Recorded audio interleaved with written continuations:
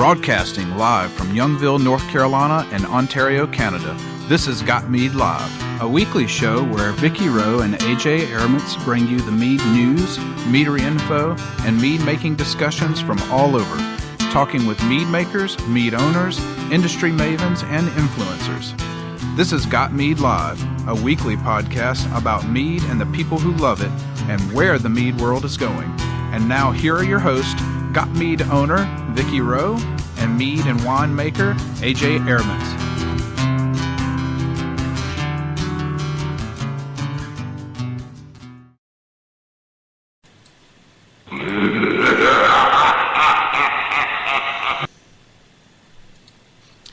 Happy Meadoween, live from the den of the Puppies of the Apocalypse, Ryan's Pad in Denver, Melbourne Down Under, and the Bunny Pen in Ottawa, Canada. It's Got Mead Live. Welcome to the show. And here on this Halloween night, we are going to be talking about session meads with Eric Lowe, co-owner of Meridian Hive Meadery in Austin, Texas. Just to get the housekeeping out of the way, y'all know this, you hear it every week. We do this on our own time and for free because we're that awesome and because we love mead. But the software, hardware, and storage costs money. So we'll hope you consider becoming a supporting patron member for only $30 a year. And you can get access to the gotmead.com forum patron boards. You can get access to the Got Mead Facebook patron group, and it's a little over 50 cents a week. Get you access to all those things, award-winning recipes, and a lot of really advanced people. It's well worth it. And I want to put a shout-out out there to the people who joined up last week. Thank you so much. You are very appreciated. For show links, you can listen to us live here, obviously, and when we're live, it'll be live on the website, and when we're not, you'll see the most recent recorded show. If you're mobile and want to listen to us later, you can check us out on iTunes, SoundCloud, TuneIn, Stitcher, and Spreaker, and you can also listen to it on Got Mead as well. And we have replays going back to the beginning of the show. We also have a show player on our Facebook page at facebook.com/gotmead if you hang out on Facebook a lot. So handy dandy thing there. You can find us on Facebook at facebook.com/gotmead. That's the page. And facebook.com/groups/gotmead. That's our main open user group, and of course on the Got Mead forums at gotmead.com/forum, and on Twitter at GotMeadNow. If you can't call us, give us a tweet. I'm usually watching the Twitter feed and can catch your questions when they're coming in. If you want to send us a question for the show, you can just go to gotmead.com, put your mouse over Got Mead Live Radio Show. The drop down will give you a question form where you can just shoot a question right straight to us. And that goes to all of us.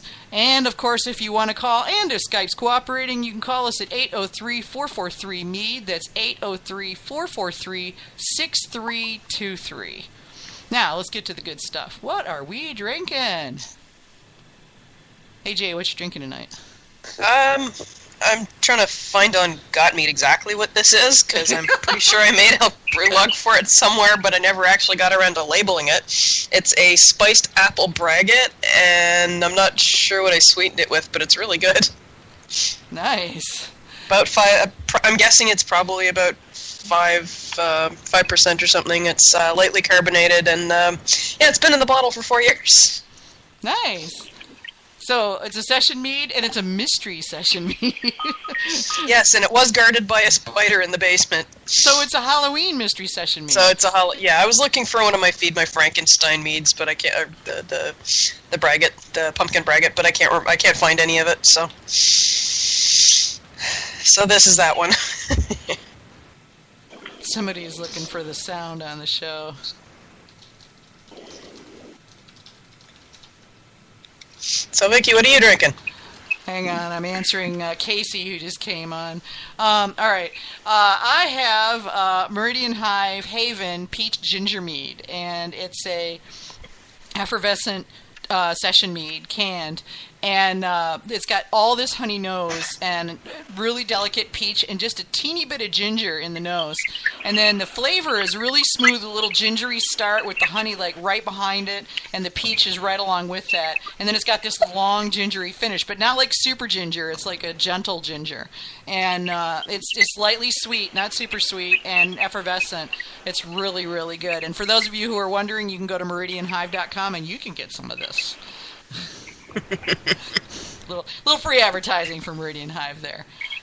And I am ashamed to say that today I'm actually out at a client's factory, and I'm sitting out in the car for the next little bit, drinking a Dare iced coffee double espresso, and it is just how you'd expect it to taste. Too bad you don't have like a stash bottle that you could just sort of dump in there, you know. Mm-hmm. What about you? And so Ryan? I'm actually drinking a Tupelo Trad that I made myself, and like Tupelo. I do. Yeah, so I've got that and some water. Yeah, I always have my water because I generally run out of mead. I just never drink enough water. Yeah. Well, whilst you're mentioning that, when I come to the Mesa Cup next year, I would really love if people could bring me some Tupelo honey and a Tupelo traditional, along with some buckwheat and a buckwheat traditional, and all those other things that we can't get over here, so I can have half an idea of how it works and what it tastes like. Carvin's doing a lot with buckwheat, so I would hit him up for that. Tupelo's going to be tough. The Tupelo crop got whacked this year, so there was not very much Tupelo honey. I couldn't lay my hands on any. And David Webb, you're listening. Did you ever find any Tupelo? You've been looking for it for a while. I've got some Tupelo. When I bought it, they didn't say that they were short, although I know that the last 3 years, the whole Tupelo thing has been pretty whacked out. Hey, Misha, I've got a little bit for you to taste. I don't really even have enough of my own to make a mead again, but I've got a little taste that I could hook you up with. Good man. Unfortunately, like I said, I don't have. I kept just a little bit back in case I was going to back sweeten a 10-gallon batch that I made, and didn't actually end up using it all on my back sweeten. So I've got a little for toast and tea and that kind of thing. Yeah, I only want 2 teaspoons. Yeah, that's fine. You'll have to remind me. That's very hard for us to come by, and when we can, it's pretty expensive. I think I paid $140 a gallon plus shipping. So it's I don't know. A lot of people don't buy it for that, even if they can. Yeah, David was saying he can't get Tupelo at prices he's willing to pay. So yeah, right. That's what, $25 a liter roughly, which is per 1.5. Which yeah, that's expensive. Yeah. All right, so I've got. Oh shoot! Hang on, I thought I had Eric. Go ahead. Sorry, Ryan. Do we have questions from last week that we want to get to first, or no? No, not yet. All right, so you listeners, listen. We want to answer your questions for you. I mean, in reality, this is your show, and we're here to serve you. And so, please send your questions either tonight live, or you can contact us on the internet as well. I got to think you guys have questions, and so we may not have the answers, but we can find people that do if we don't. So please let us know what your questions are. Yeah, definitely. Yeah, I'm still crying that I missed out on last week's show. I haven't even had a chance to listen to it. Oh, it was a good show. It's too long. It's so long. Hey, Mish, you're going to have to take a vacation to listen to it. Oh my God, it was our longest one ever. It was like... It was like I think we broke our own record for keeping on blathering. It was over I got 3 hours. Yeah. I got a lot of feedback going. Man, I'm not going to listen to that. It's way too long. Yeah, and then there was the people that were like, they were like, "Oh my God, that was amazing." Mm-hmm. I'd like to suggest maybe we try to get through the meat and potatoes part of the show, in the first hour and a half, and then open it up to the talk show after. Yeah, I didn't work out that way. There he is. There we go. Yeah, it didn't work the first time. I don't know what happened. All right, so we got Eric Lowe from Meridian Hive here with us, and they're all done taking their little baby out trick-or-treating. And there's all these cute little pictures. Yeah, our little Elmo. It was adorable. So everybody's saying hi over on the live feed. I'll give you a link to it so you can get in there if you want. Sweet.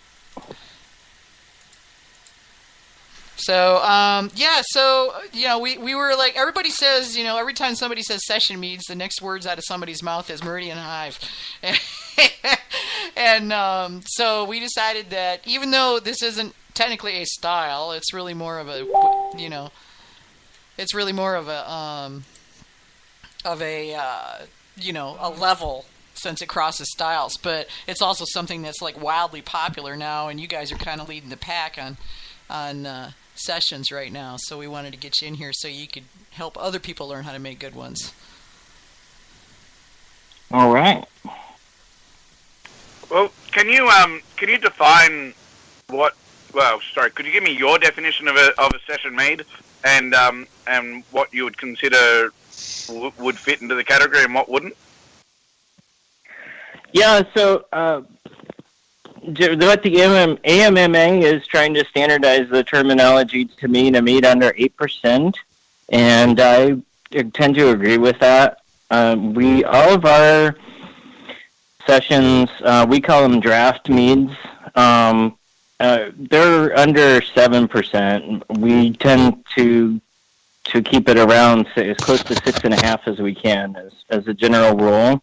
We found that if you go over that, then the carbonation oftentimes is hard to get balanced with the acidity, and if you go lower than that, then it's very difficult to get any honey character at all. It just sort of tastes like carbonated water.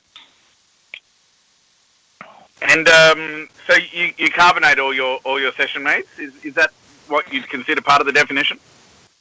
Yes, well, we certainly do. We do for all of ours. I know that there are some out there that are still, but for the most part, the other ones that I've encountered are carbonated, at least have some degree of carbonation, and we tend to go on the low side, so below the threshold where the government considers it to be like, carbonated like champagne, which puts us in a higher tax class. But also that just sort of that low level of carbonation really helps to bring out the honey aroma and helps to give it some body as well. And do you bottle carbonate or force? All force carbonated. I would be really amazed if anyone could pull off doing a session mead and actually have it work out. So I trust that you have some retained sweetness as well then? Yes, generally around 4% residual with ours. I think our sweetest is just a little over 6% residual sugar. Mm-hmm. Okay. Do you know the numbers for your carbonation? What pressure, what number of volumes you run to? Yeah, so it's 2 volumes. Okay. Yeah, so it's quite a light spritz. Yeah. Yeah, and and 2 volumes in a mead is different than 2 volumes in a beer, because the carbonation without the proteins that you have in beer, the carbonation doesn't seem that much. So 2 volumes is what you would consider petulant. Yeah, I like. It's definitely not sparkling. It doesn't put a head up when you pour it in the glass or anything like that. It just has some bubbles. Okay. Huh. Vicky, did you have any other questions?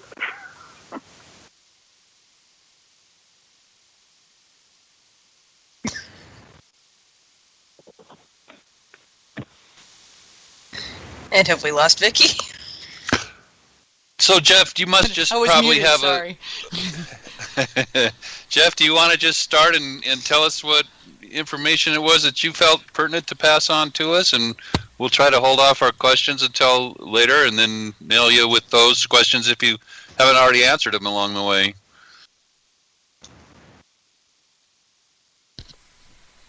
Did we lose? Did we lose him?